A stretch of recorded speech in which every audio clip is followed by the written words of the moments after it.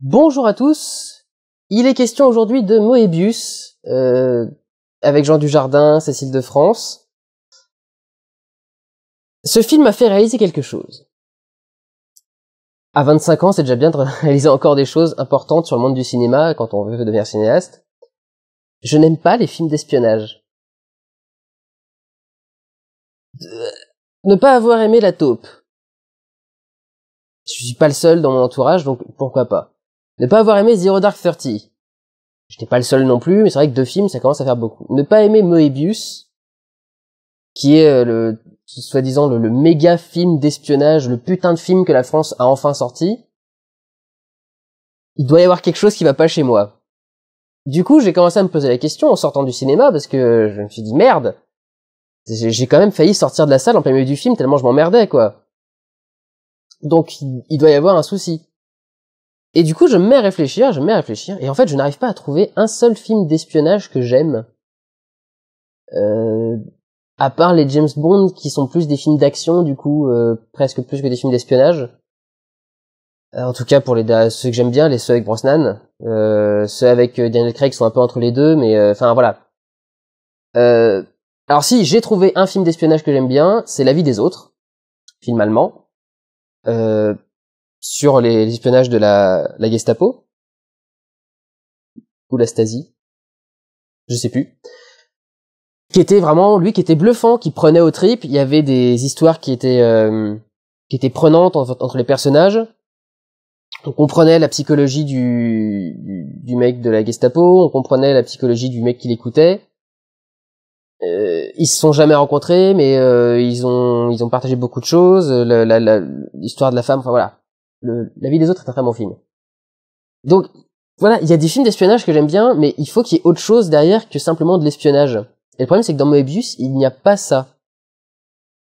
Pourquoi? Parce que l'histoire, en fait, entre les deux protagonistes principaux, l'histoire d'amour, qui est, en fait, le centre de ce film, plus que l'histoire d'espionnage, presque, ce qui est déjà un problème, quelque part, à mon avis, c'est que je n'arrive pas à m'identifier et à être investi dans cette histoire d'amour, parce que cette histoire d'amour, c'est Twilight.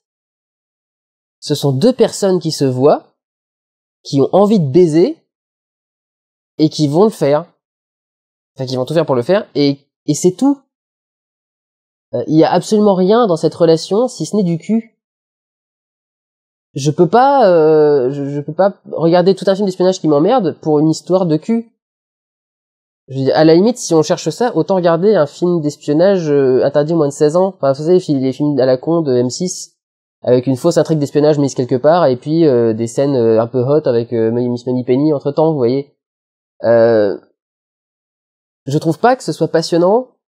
C'est pas motivant à mon sens. Enfin, je veux dire, il y a que ça qui les attire. Ils parlent pas de leur vraie vie. Ils parlent pas de leur vraie personnalité, même s'ils essaient de la faire ressortir un petit peu. On les voit jamais parler entre eux. Bonjour Cléo. On les voit jamais parler entre eux, on les voit uniquement baiser. Et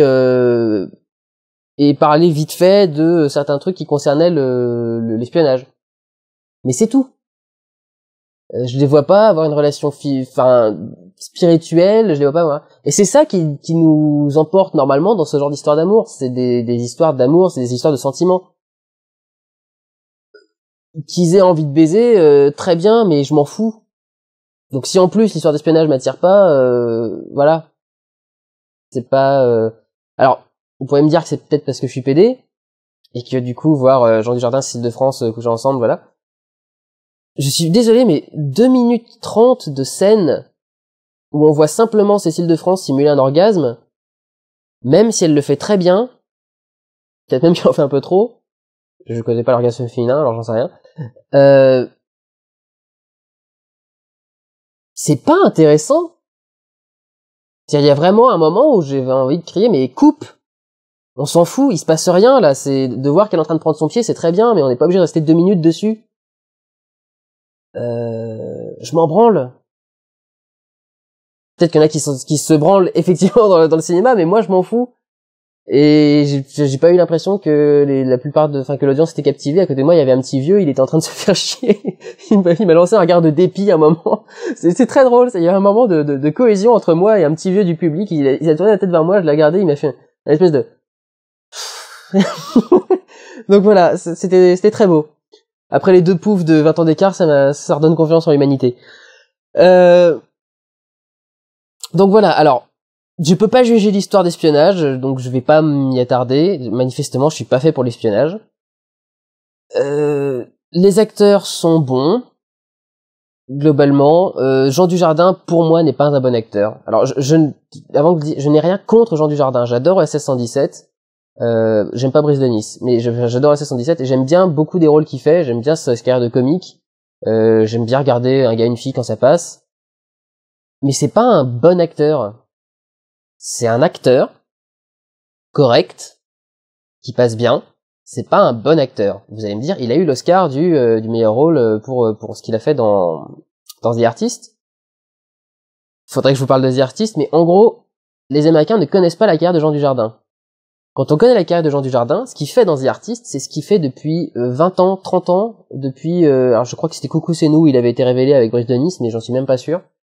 Mais c'est ce qu'il fait depuis des années. Rien de plus, rien de moins. Mais voilà, nous on l'a déjà vu faire ce rôle de beau gosse branleur avec son sourcil en l'air là et son machin et bon il imite pas De Niro cette fois-ci parce qu'il est muet, mais enfin voilà. Il n'a eu l'Oscar du meilleur acteur que pour ça. Il l'a pas eu en France que parce que l'Académie française avait envie de le faire chier. Mais c'est pas un grand acteur. Donc quand il joue dans ce rôle-là, il est bon pendant une bonne partie du film. Et puis il y a quelques répliques où on sent que voilà, c'est pas très très juste, c'est pas très très bon. Il est bon dans le reste donc on lui pardonne, mais c'est pas très très bon.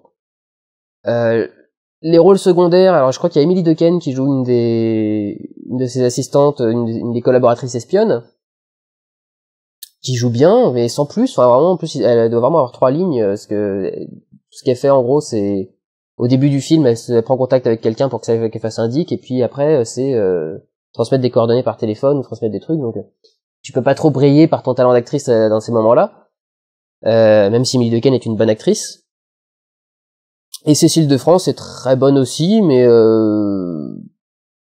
enfin, voilà, comme pour moi ces rôles sont pas très chargés d'émotions.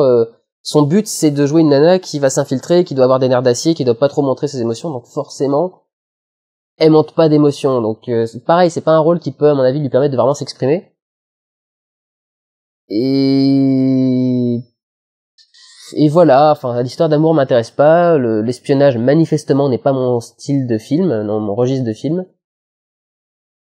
Donc j'ai pas aimé, mais je peux pas vous dire que c'est un mauvais film, parce que je suis pas bien placé pour le juger, donc je vais vous dire voilà. Pour moi il y a ces erreurs là. Mais techniquement aussi, pendant les 15 premières minutes, le point n'est pas bon une seule fois. Ce sont des choses qui arrivent. À mon avis, c'est grave parce que ça veut dire qu'il y a quand même plusieurs heures de rush qui sont floues, elles aussi. Mais voilà, le point n'est jamais sur les personnages pendant les 15 premières minutes du film. Ça m'a un peu étonné quand même. Mais voilà. Donc voilà, je peux pas... Je vous dis, ça, pour moi, ça, ce sont des défauts du film. Peut-être que c'est justifié par le fait que c'est un film d'espionnage. Vraiment, je suis pas bon en film d'espionnage et c'est manifestement pas ma cam. Donc je peux pas vous en dire plus. Regardez-le pour vous faire votre propre avis. Ce sera toujours un meilleur film que Amour de Michael Haneke. Mais voilà, manifestement, c'est pas mon registre. Et il faut que j'arrête d'essayer parce que ça donne pas du bon. Du coup, alors au passage, oubliez ce que j'ai dit sur La Taupe et sur Zero Dark Thirty. Manifestement, voilà, c'est juste pas ma cam, donc c'est peut-être des bons films. Je suis juste pas en mesure de les apprécier. Prenez soin de vous, allez voir des films. Ciao.